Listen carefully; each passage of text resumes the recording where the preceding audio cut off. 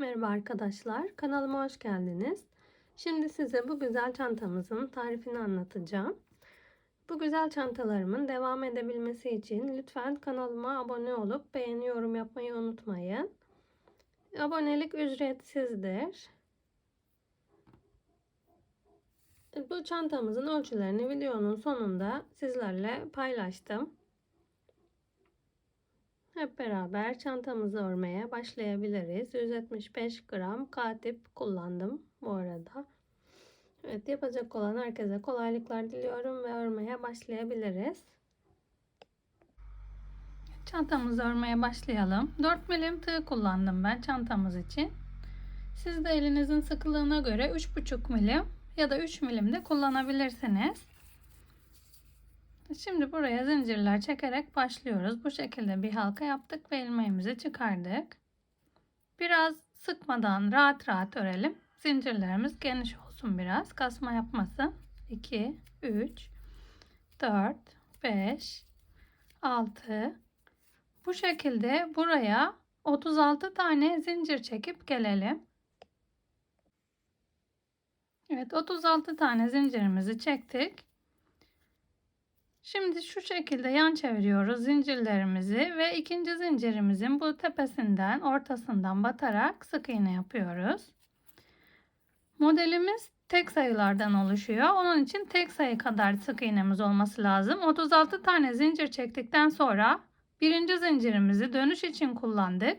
Buraya 35 tane sık iğne yapacağız. Bu şekilde tepe kısımlarından batarak 35 tane sık iğnemizi yapalım buraya.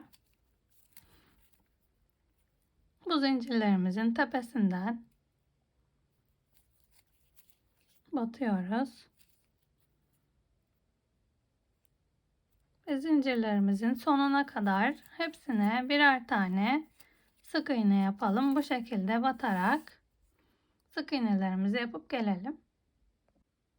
Evet, sona kadar sık iğnelerimizi yaptık. Burada sonuncu bir zincirimiz var. Buna da ortasından batalım. Ve 35 tane sık iğnemizi yaptık. Bir zincir çekiyoruz ve bu şekilde tersini çeviriyoruz. Şimdi birinci sık iğne boşluğundan başlayarak hepsine yine bir sıra daha sık iğne yapacağız. Bu şekilde bütün sık iğnelerimize iki kanadından batarak birer tane sık iğnemizi yapıyoruz sıra sonuna kadar. Evet, bu şekilde yine 35 tane sık iğnemizi yapıp gelelim. Sık iğnelerimizi yaptık. Burada sonuncu sık iğnemizi unutmayalım. Bu sık iğnemize de sık iğnemizi yapıyoruz ve 35 tane sık iğnemiz oldu yine sıramızda. Yine bir zincirimizi çekelim ve modelimizi çevirelim. Yine burada ilk baştaki sık iğnemize bir tane sık iğne yapalım. Şimdi önümüzdeki sık iğnenin altındaki boşluktan değil, onun altındaki boşluktan, yani bu kenardan saydığımız zaman 1, 2, ikinci sık iğnenin altından tığımızı takıyoruz ve bir tane böyle geniş bir ilmek çıkarıyoruz. Ve buraya bir sık iğne yapıyoruz bu ilmekle. Şimdi yine önümüzdeki sık iğneye batarak bir tane sık iğne yapıyoruz. Ve tığımıza doluyoruz. Önümüzdeki sık iğnenin yine altındaki boşluğa değil, bir altındaki boşluğa, arada, yani bir öncekini buraya yapmıştık. Geniş ilmeğimizin yanındaki sık iğnenin altındakini atlıyoruz. Diğer sık iğnenin altından batacağız. Sık iğnenin altındaki boşluk değil, bir altındaki boşluktan tığımızı takıp ilmeğimizi çekelim. Ve buraya bir sık iğne yapıyoruz. Çok geniş oldu bu ilmeği. Evet, önümüzdekinin altı gösterdiğim yer. Evet, yine sıradaki sık iğneye bir sık iğne yapalım. Önümüzdeki sık iğneyi altındaki boşluk değil, bir altındaki boşluktan batıyoruz. Böyle geniş bir ilmek yapıyoruz ve bir sık iğne örüyoruz. Yani başta bir sık iğne kalıyor. Bir sık iğne, bir uzun ilmek, bir sık iğne, bir uzun ilmek, bir sık iğne, bir uzun ilmek olacak şekilde hem alttan hem en üstteki sıradan devam edelim. Bir sık iğne, önümüzdekinin altından bir uzun sık iğne, önümüzdeki sık iğneden normal bir sık iğne, önümüzdeki sık iğnenin en altından uzun bir sık iğne yaparak devam edeceğiz. Sıramızın sonuna kadar bu şekilde ilerleyecek modelimiz. Evet, inşallah anlamışsınızdır. Üstte de altta da aralarda birer sık iğne kalacak şekilde uzun sık iğnelerimizi yapacağız. Bu sıramız bu şekilde ilerleyecek. Sıra sonuna kadar aynı modeli sıranın sonuna kadar uygulayıp geliyoruz. Evet, sonuncu modelimizi beraber yapalım. Şimdi burada yine 2 tane sık iğnemiz kaldı önümüzde. Önümüzdeki sık iğnenin altından, yani bir altı değil bir altındaki sık iğneden ilk başlangıç yerimiz, bir tane uzun sık iğne yapıyoruz ve önümüzde bir tane sık iğnemiz kaldı. Buna da bir tane sık iğnemizi yapalım. Bir zincir çekip çeviriyoruz modelimizi. Bu sıramız bu şekilde göründü. Aralarda birer tane sık iğne boşluğu var. Evet, tersi de bu şekilde göründü. Yani burası modelimizin ön kısmı, burası ters yüzü. Şimdi bir tane zincirimizi çekip döndükten sonra ilk önümüze gelen sık iğne boşluğuna bir tane sık iğne yapıyoruz. Ve diğer sık iğne boşluğuna da bir tane sık iğne yapıyoruz. Ve şimdi bu altta oluşturmuş olduğumuz V'lerin, bu önümüzdeki V'nin ilk bacağından takalım ve sıradaki V'nin de bir bacağından takıyoruz ve ikisini beraber sık iğne örüyoruz. Şimdi bu V'mizin ortasındaki sık iğneye batalım. Bir tane sık iğne yapalım. Sıradaki sık iğnemizi bu modelimizin 2 tane kanadından alıyoruz. Öbür sık iğnemizi sıradaki sık iğneden V'mizin ortasına denk gelen sık iğneden aldık. Bir tane bacaklarına takıyoruz. Bu şekilde sık iğne yapıyoruz. Bir tane de normal sık iğne yapıyoruz. Bu sıramız da bu şekilde ilerleyecek. Sıranın sonuna kadar bir bacaklarından takarak sık iğne, bir de normal üstten sık iğnemizi yapıyoruz. Sıra sonuna kadar bu şekilde ilerleyeceğiz. Böyle görünecek modelimiz ördüğümüz zaman. Evet, devam edelim. Kanatlarımızı toplayalım sırayla. Sıramızın başına kadar örüp gelelim. Evet, sıramızın sonuna kadar örüp geldik. Yine bir sık iğnemizi yaptık. Ve önümüzdeki bu iki kanadı alıyoruz. Bir sık iğne yapıyoruz. Ve önümüzdeki bu V'nin ortasındaki sık iğneye bir sık iğne. Ve önümüzdekine normal sık iğnemizi örüyoruz. Aynı bu kenarda yaptığımız gibi 1 2, bu kenarda da 1 2 tane sık iğne yapıyoruz. Bir zincir çekip çevirelim modelimizi. Şimdi burada alta doğru 1 2 sıra sık iğne atlayacağız ve buradaki boşluktan batacağız. Zincirimizi çekip döndük. Sık iğnemizi direkt buradan uzun bir sık iğne olarak örmeye başlayalım bu sıramızı da. Evet, bir tane uzun sık iğnemizden yaptık. Önümüzdeki sık iğneye normal bir sık iğne yapalım. Ve yine önümüzdeki sıranın bu alttaki bir sıra sık iğneyi atlıyoruz. Diğer alttaki sık iğneyi de atlıyoruz ve burada bir tane deliğimiz oluşuyor. Fark ettiyseniz bunu batıyoruz. Arkadakinin ortasından geçecek şekilde uzun bir sık iğne yapacağız. Evet, bu şekilde buradaki boşluktan batalım. Ve bunun içinden ilmeğimizi, tığımızı takalım. Uzun bir sık iğne yapacağız buraya. Evet, sıradaki sık iğnemizi normal öreceğiz. Ve şimdi sıradakine yine aynı şekilde bu sık iğne sırasını atlıyoruz. Altta görünen sık iğne sırasını da atlıyoruz. Ve buradaki sık iğnenin altından hemen buradaki boşluktan arkadakinin V'nin de içinden bu şekilde takarak bir sık iğne örelim. Yine uzun bir sık iğne. Buradan battık. Tığımıza taktık ve ilmeğimizi çıkardık. Uzun bir sık iğne. Sıradakine normal sık iğne. Ve yine aynı şekilde 1-2 sıra atladıktan sonra bu alttaki boşluktan tığımızı takalım. Sık iğnemizi yapalım. Önümüze bir tane sık iğne. Normal bir sık iğne. Diğer sık iğnemize 1-2 tane sık iğne sırası atladıktan sonra bu alttakinden batıyoruz. Arkadakinin içinden ilmeğimizi takıp çıkarıyoruz. Bu şekilde bir sık iğne yaptık buraya. Diğerine normal sık iğne. Evet, sıra başına kadar bu şekilde ilerleyelim. Uzun bir sık iğne, normal sık iğne olacak şekilde sıranın sonuna kadar örüp gelelim. Sıramızın sonuna kadar ördük. En son uzun bir sık iğne yaptım yine. Önümüzdeki sık iğneye batarak normal bir sık iğne yapıyoruz. Ve bu kenarda da aynı burada başladığımız gibi uzun bir sık iğne yapacağız.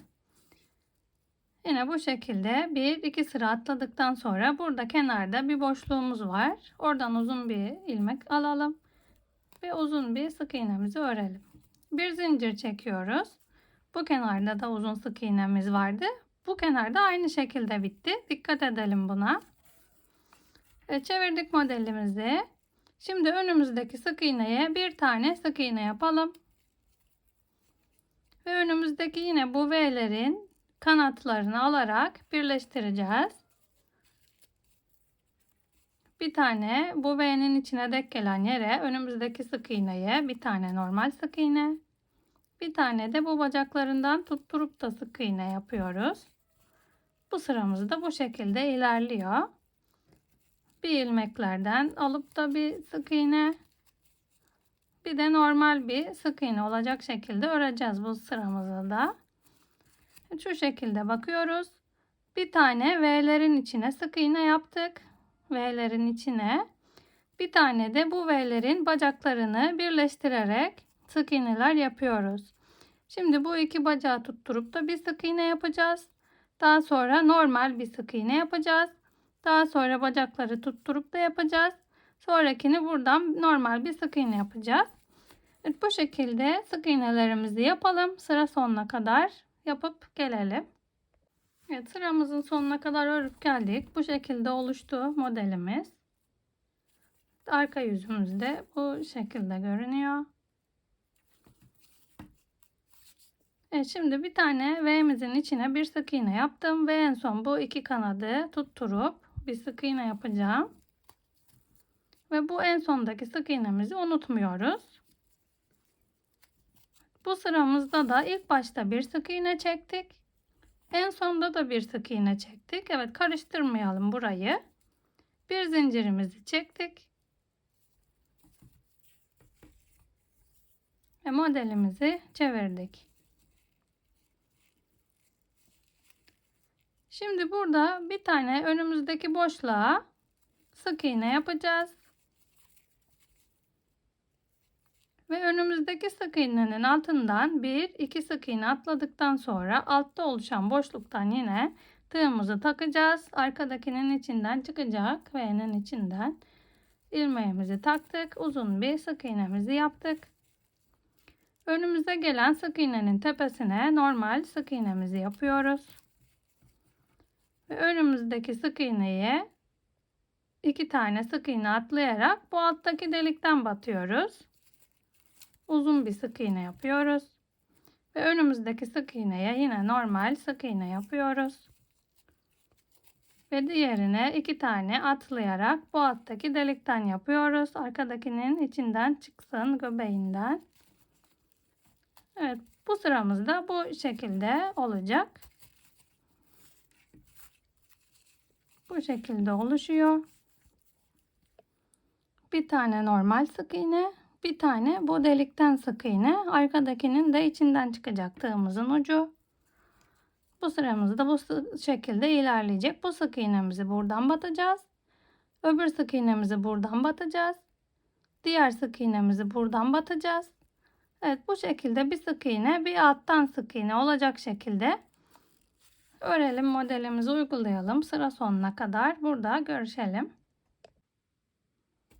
Evet, sıramızın sonuna geldik. Şimdi normal sık iğnemizi yaptık. Sıradaki sık iğneyi bu şekilde 2 tane atlayıp alttakinden yapıyorduk. Bu şekilde içinden çıkaralım. Dikkat edelim arka yönümüze. Sıradaki sık iğnemizi bu şekilde normal sık iğne olarak öreceğiz.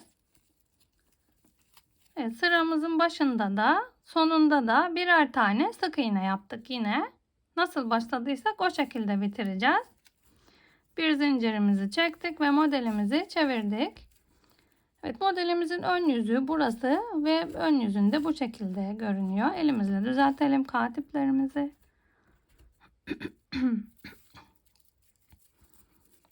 Evet, bir tane zincirimizi çektikten sonra şimdi bu sıramıza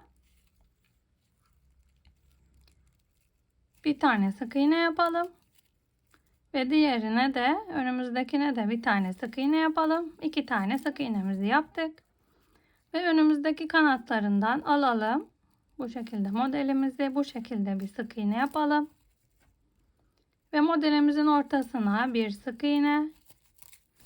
Modelimizin bacaklarından tutturup da bu şekilde bir sık iğne. Ve normal sık iğne olacak şekilde normal sıramızı uygulayacağız. Tek farkımız bu başta 2 tane sık iğne yaptık. Unutmuyoruz.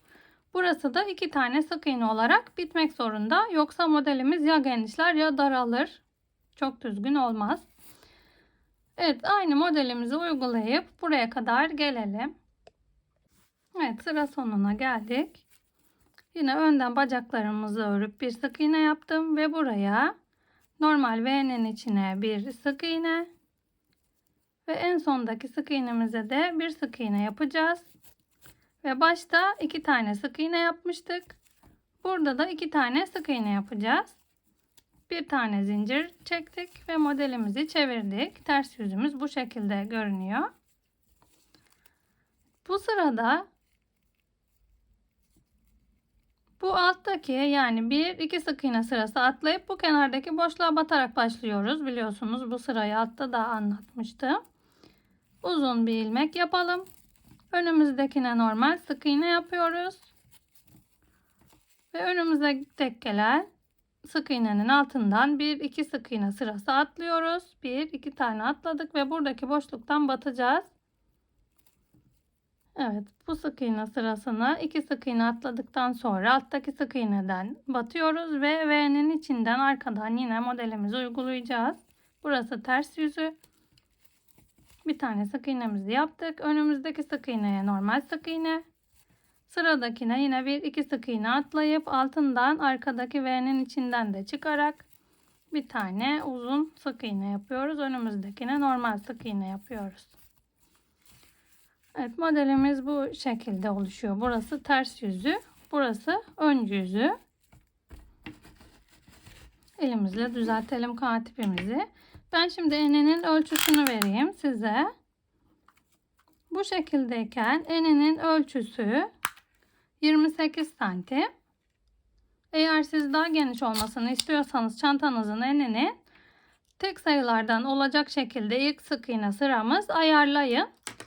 Ve daha geniş ya da daha dar yapabilirsiniz istediğiniz kadar. Evet, modelin tek farkı bir V sırasında 2 tane sık iğne yaparak bu toplama işlemini, bacaklarını toplama işlemini yapıyoruz. Diğer bir V'yi toplama yerine geldiğimiz zaman bir tane sık iğne çekerek yapıyoruz. Ters yüzünde ise bir sıramızda hemen bu uzun sık iğne ile başlıyoruz. İlmeklerimizi, sıramızı oluşturmaya bir sırada uzun sık iğne ile başlıyoruz. Diğer sırada bir tane sık iğne çekip ondan sonra başlıyoruz. uzun sık iğnelerimizi yapmaya. Tek farkımız bu. Bu sırada bir uzunla başlıyoruz. Bir sık iğneyle, bir uzunla, bir sık iğneyle. Bu kenar kısımlarımız aynı gidiyor tabi. Uzunla başladıysak uzunla bitecek. Sık iğneyle başladıysak sık iğneyle bitecek. Ön kısmımızda da bir ön kısmımıza döndüğümüz zaman 2 sık iğne ile başlayıp 2 sık iğne ile bitiriyoruz. Diğer modelimizi uygulayacağımız zaman 1 sık iğne ile başlayıp bu bacaklarımızı topluyoruz. Ama en sonunda da bir tane sık iğne ile bitmesi lazım. Evet, bu sırayı karıştırmadıktan sonra başlama ve bitiş yerlerini aynı yaptıktan sonra modelimiz kısalma ya da daralma yapmadan ya da bir yanlara yamulmalar olmadan dümdüz ilerleyecektir. İstediğiniz uzunluğa gelene kadar örüp gelin. Ben de ördükten sonra kaç santim olduğunu size ölçerek söyleyeceğim. Enimiz 28 santimdi. Bu şekilde modelimizi uygulamaya devam edelim. Bitirdiğimizde görüşelim. Evet, çantamızın örülüşü bitti. Modelimizin bu şekilde oldu. Şimdi ölçüsünü vereyim. Evet, enimiz, parçamızın eni 23,5-24 santim oldu. Uzunluğu da şuradan ölçünce şu şekilde 41 santim oldu. Ve bu ölçü benim için yeterli. Şimdi en son ön yüzünden yine modelimizi uyguladık. Ve bu kenar kısımlarına ben sık iğne gideceğim düzgün durması için. Şimdi burada köşede batmış olduğumuz sonuncu sık iğnenin olduğu yere bir tane daha sık iğne yaparak başlıyoruz. Bu kenar kısımlarında örmüş olduğumuz yerlere şu şekilde her sıranın sonuna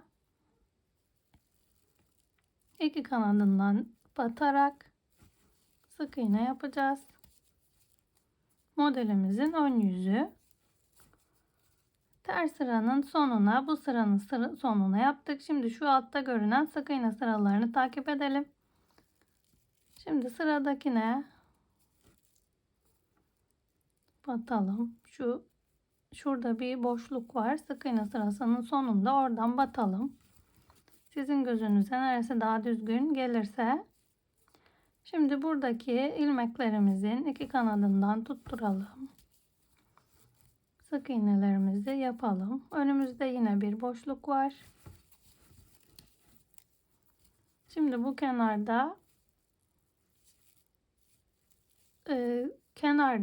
bir tane sık iğne yapıyorduk. Onun bir kanadı boş. Diğerinin iki kanadından batalım.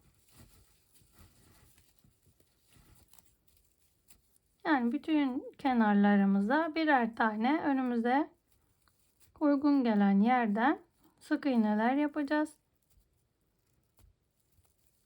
Şu altta görünen sık iğne sıralarını takip ediyoruz.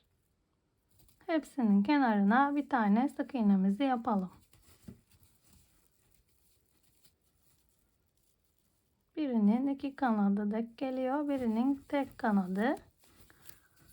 Siz de düzgün görünecek şekilde ayarlayabilirsiniz. Ya tek kanadından ya iki kanadından tutturabilirsiniz.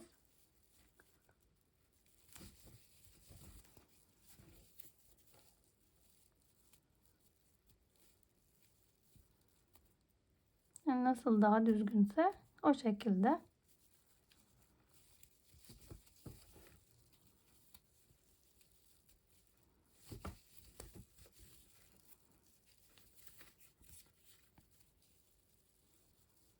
İsterseniz siz yapmaya da bilirsiniz sık iğne.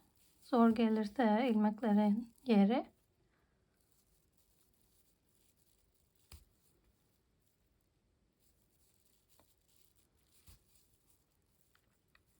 Şuradan batalım.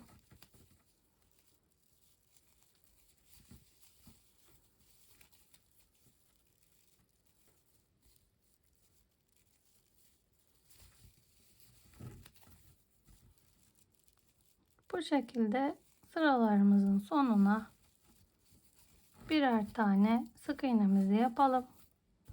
Her sık iğne sırasının sonuna bir tane sık iğnemizi yapıyoruz. Bu altta görünüyor sık iğne sıralarımız. Evet, yapıp gelelim bu kenara kadar. Köşeye kadar sık iğnelerimizi yaptık. Şimdi burada ilk başta çekmiş olduğumuz zincir var. Burada dönüş için çektiğimiz başlarken.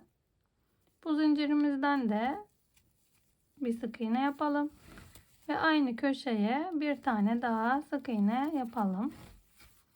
Şimdi burada ilk başta zincirlerimizi oluştururken battığımız sık iğne yerleri var. Zincirlerin ters yönleri. Burada da yine hepsine birer tane zincir boşluğuna sık iğnelerimizi yaparak bu kenarımızı da sık iğneler yaparak örelim.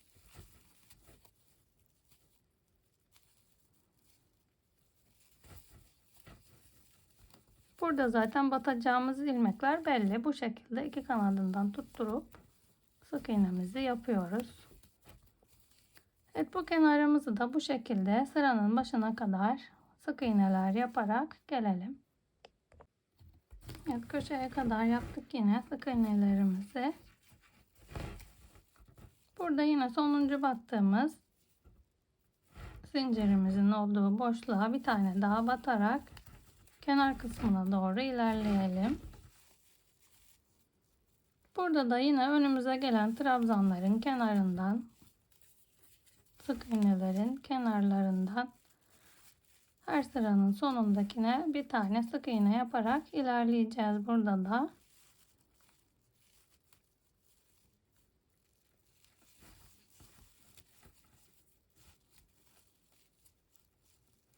bu şekilde her sıranın sonuna dek gelen yerden alttaki sık iğne sıralarının birer tane sık iğnemizi yapalım kenarlarına. Burada geniş yaptığımız sık iğne var.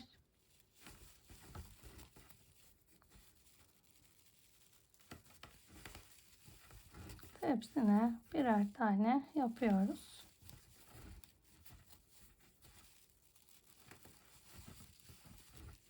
Bu kenarımızı da yukarıya kadar sık iğnelerimizi yapalım. Gelelim.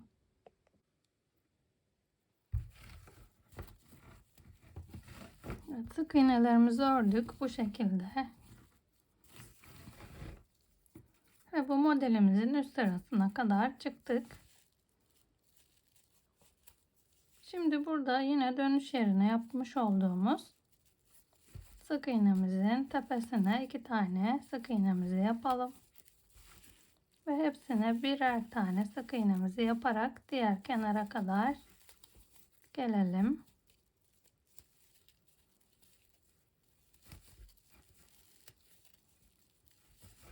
Hepsine birer tane sık iğnemizi yapıp bu kenara kadar örüyoruz. Burada başlamıştık zaten kenar kısmını dönmeye. Buraya kadar örüp gelelim. Evet, kenara kadar örüp geldik. Şimdi burada yine hepsine sık iğne yapmaya devam edelim.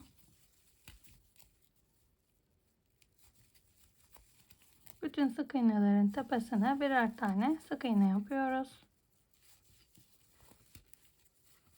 Yine burada da bu diğer köşemize gelene kadar sık iğnelerimizi yapalım. Gelelim. Bu kenara kadar sık iğnelerimizi yaptık. Şimdi dümdüz burada hepsine birer tane sık iğnemizi yapmaya devam edelim. Ve burada yer belirleyicisi taktığım yere kadar sık iğne yapacağız. Buradan buraya kadar kaydırma yapacağız kapak kısmına. Ve burada tekrar görüşeceğiz. Yani şu şekilde katlayınca, tersi burası. Bu şekilde katlayınca burası kapak kısmımız oluyor. Bu işaretli yere gelene kadar sık iğnelerimizi örüp geliyoruz şimdi. Buradan devam etmiştik. Bu şekilde döneceğiz sık iğnelerimizi yapmaya. Buraya kadar, kapak kısmına kadar yani sık iğnelerimizi yapıp gelelim. Evet, kapak kısmına kadar sık iğnelerimizi ördük. Şimdi bu kapak kısmımızda bir sıra boyunca kaydırma yapacağım. Diğer yer belirleyicisinin olduğu yere kadar. Bu şekilde aynı hizadan yerimizi belirledikten sonra yer belirleyicilerimizi takalım. Kapak kısmı için burayı ayıralım. Sık iğnelerimizi buraya kadar yaptık. Şimdi bu yer belirleyicimizi çıkarıp buradan başlıyoruz kaydırmalarımızı yapmaya. Direkt kaydırmayla başlayalım. Bu şekilde geçiriyoruz. Tığımızı takıyoruz. İlmeğimizi çıkarıp direkt bunun içinden geçiriyoruz. Kaydırmamız bu şekilde oluyor.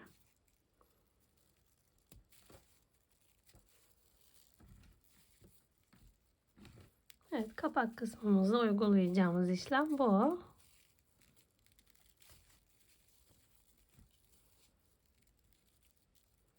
Bu şekilde kaydırma yapıyoruz. Bu şekilde görülecek. Şimdi hepsine birer tane kaydırmamızı yapalım. Bu kenara kadar, yer belirleyicimizin olduğu yere kadar hepsine birer tane kaydırma yapıp geliyoruz. Evet, kaydırmalarımızı yaptık. Buradaki yer belirleyicimizi de çıkaralım. Bu yer belirleyicisini çıkardığımız ilmeğe de bir tane kaydırmamızı yapıyoruz. Karşı kenarla eşit olsun diye aynı hizada başlayıp aynı hizada bitireceğiz burayı. Kapak kısmını.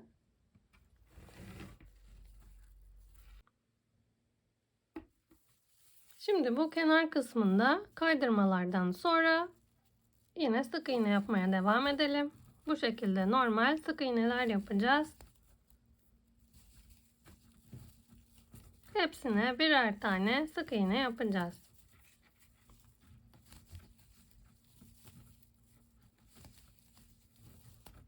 Bu köşeye kadar, bu köşede altta 2 tane arttırma yapmıştık. Alttaki sık iğne sırasını yaparken bu arttırma yaptığımız sık iğnelerin kenar kısmında kalan sık iğnenin olduğu yere kadar, köşeye kadar hepsine birer tane sık iğne yapıp geliyoruz.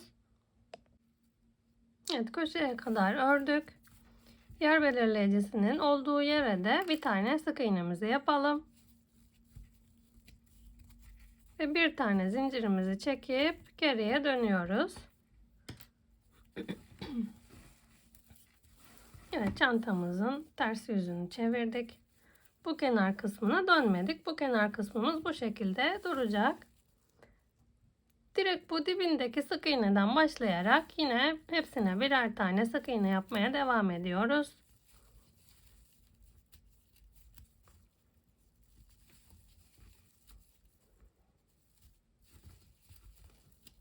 Evet, hepsine birer tane sık iğne yapacağız burada da. Burada kaydırma yaptığımız yere kadar, en son kaydırma yapmış olduğumuz yere kadar, kapak kısmına kadar hepsine birer tane sık iğnemizi yapıp geliyoruz. Evet, bu kaydırma yapmış olduğumuz yere kadar sık iğnelerimizi yaptık. Şu şekilde göstereyim. Burada en son kaydırma yaptıktan sonra direkt sık iğneye başlamıştık. O sık iğnemize de bir tane sık iğnemizi yapıyoruz yine.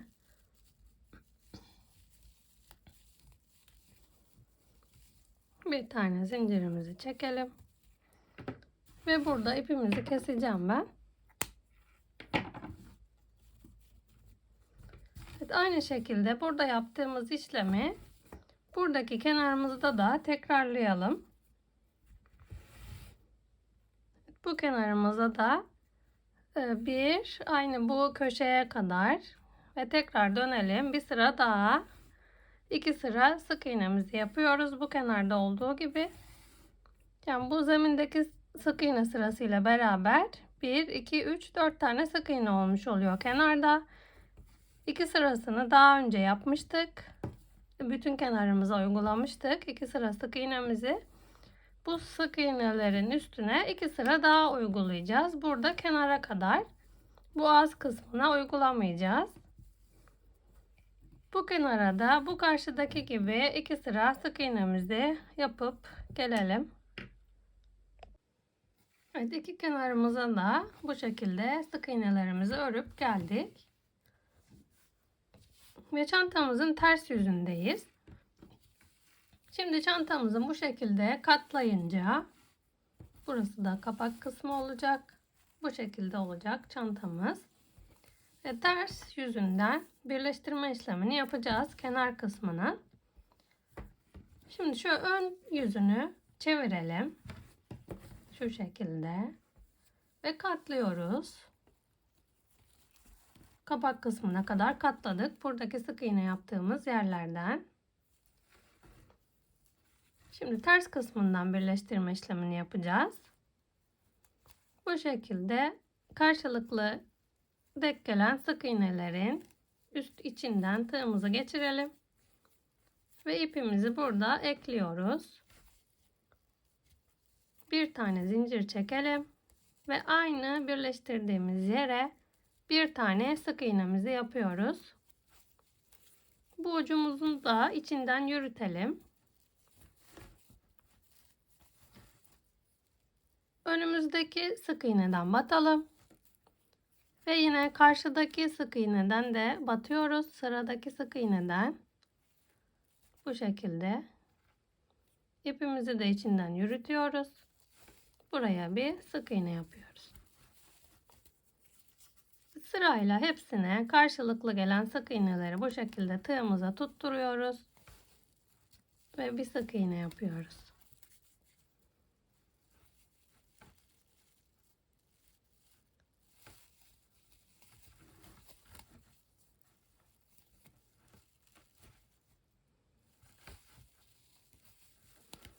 Hepsine birer tane sık iğne yapacağız. Bu köşeye kadar sık iğnelerimizi yapıp gelelim. Evet, sık iğne ile köşeye kadar birleştirdik. Bu köşe kısmında da burada şu şekilde kenardan batalım. Ve buraya da bir sık iğnemizi yaparak birleştirmemizi yapıyoruz. Bir zincirimizi çekelim. Ve burada ipimizi kesiyoruz. Ucumuzu kaybedeceğiz. Zaten ters yönü burası. Evet, diğer yönümüzü de aynı bu şekilde birleştirelim. Burada şu şekilde çantamızın ters kısmını çevirip buradan ipimizi karşılıklı geçirerek sık iğnelerimizden hepsine birer tane sık iğne yapalım. Aynı bu kenarda olduğu gibi. Evet, bu kenarımıza da sık iğnelerimizi yaptık. İki kenarımıza da sık iğnelerimizi yapmış olduk. Şimdi çantanın ters yüzünde birleştirme işlemimizi yapmıştık. Kenarlarımızı bu şekilde çantamızın ön yüzünü çevirelim.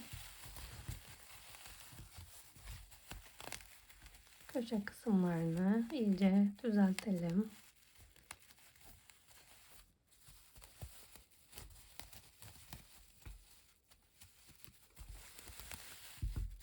Ay, kameraya.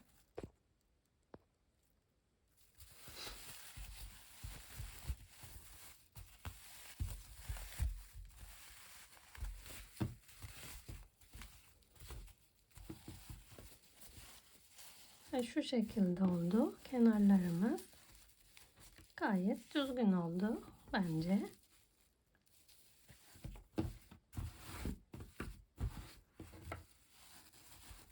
Evet, burası da kabak kısmıydı. Evet, bu şekilde arkadan görünüşü. Bu şekilde de önden görünüşümüz. Ben katiple ördüğüm çantaları ütülüyorum. Düz bir parçayken de ütülemiştim. Şimdi buraya bir toka yerleştireyim ben. Siz de nasıl isterseniz çıt çıt dikin, isterseniz toka takın burasına. 2 tane çıt çıt da dikebilirsiniz kenarlarına. Bu şekilde askımızı ayarlayalım, tokamızı ayarlayalım. Çantamızın bitmiş haliyle görüşelim. Evet, çantamızın örülüşü bu şekilde oldu. Kenarlarımızı göstereyim. Buradan askılarımızı taktık. Evet, diğer kenarımız da bu şekilde. Evet, çantamızın eninin boyunun ölçüsünü de vereyim. Şöyle ölçtüğümüz zaman çantamızın eni 25 santim oldu. 25 santim. Şöyle yüksekliği de 17 santim oldu. 17 santim yüksekliğimiz var. Evet, bu şekilde çok güzel bir çantamız oldu. Tabi siz için astar dikebilirsiniz. Kenarlarına bu şekilde askımızı taktım. Ve bu şekilde ben bir toka takmayı tercih ettim. Siz isterseniz iki kenarına iki tane çıt çıt da dikebilirsiniz. Ya da bu şekilde bir kapakta tercih edebilirsiniz. Tokada tercih edebilirsiniz. 175 gram kağıt ip kullandım çantamız için. Evet, çok güzel bir çanta modelimiz oldu bu da. Evet, beni Pinterest'te, Instagram'da, Facebook'ta da takip edebilirsiniz. Hepsinde beğenilerinizi, yorumlarınızı bekliyorum. Hepsinde kanallarımın ismi aynı. Funda'dan El İşleri. Evet, bu güzel çantamızı yapacak olan herkese kolaylıklar dilerim.